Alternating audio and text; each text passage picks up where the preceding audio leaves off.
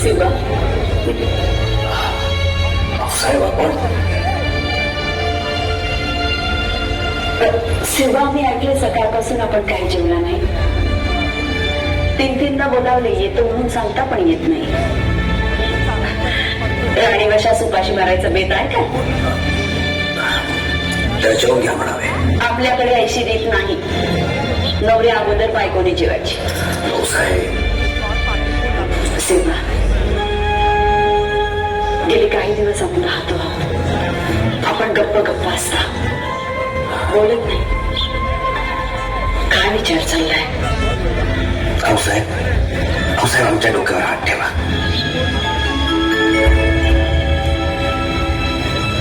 हो साहेब निवांत. हो साहेब आम्ही ठरवलंय शास्ता खानाच्या कोर्टात शिरून खानाला मारायचा. एक बहीणची दुसऱ्या तुम्ही तिसऱ्या कोणाचा अजून ठाऊक नाही. शिवा आमचा एक पक्का होता नाही. हो साहेब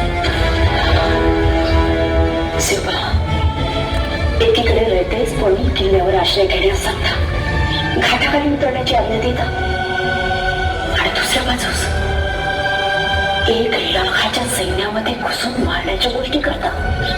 करावी लागेल. हो साहेब करावीच लागेल.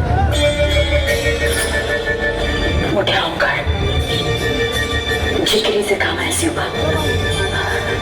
हो साहेब जोपर्यंत आपल्या आशीर्वादाचे अमृत आमच्या डोक्यावर छिरपते आहे तोपर्यंत आम्हाला कशाचीच तमा नाही. ठीक आहे. बेहुशारीने सावधानतेने पार पडा. त्या शास्त्रहानास अशी अक्कल घडवा की साऱ्या मुघल रियासतीतील सरदारांना कायमची दहशत असेल. हो साहेब तसेच होईल. आजपासून 3 दिवसांनी हल्ला. आज पंचमी, अष्टमीला हल्ला आणि नवमीला स्वराज्यात रामनवमी आनंदानं साजरी होईल.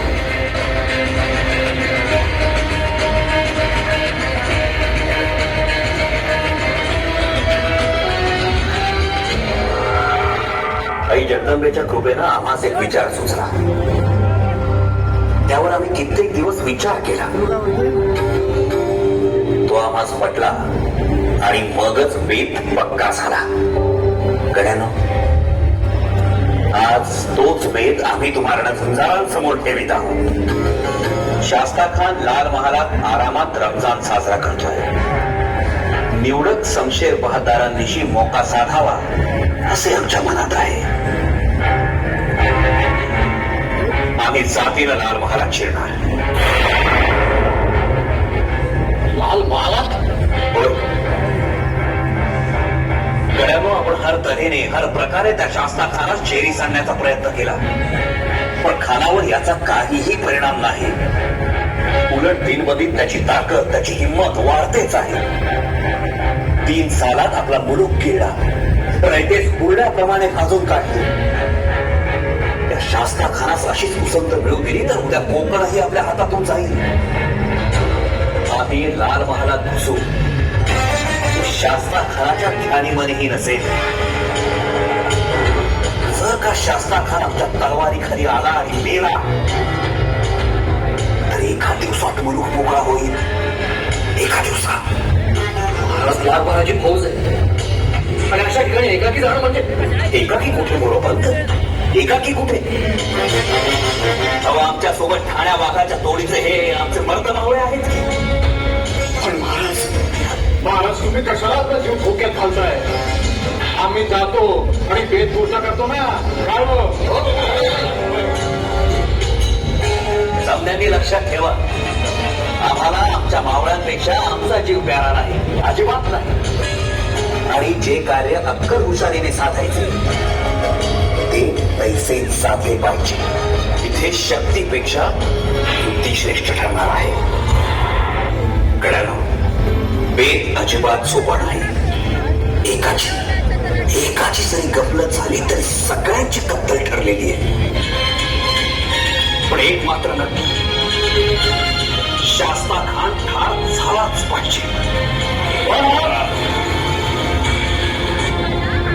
कळलं, या मोहिमेत आपला एकही माणूस गरिमाच्या धारेखाली येता कामा नये. महाराज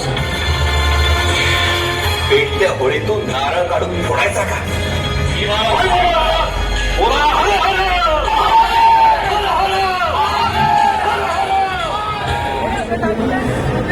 शाहिस्ते खानाची पुण्यातली रंगेर छावणी रंगली होती नायकिणीच्या ओठासारखी. कुछ तो तेरे काजल ने कहा, तेरे उलझे बालों ने कहा, जो राज अब तक न समझे कोई,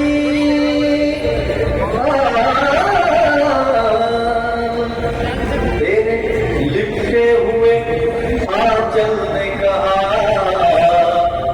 आंचल ने कहा, तुम बिखरी के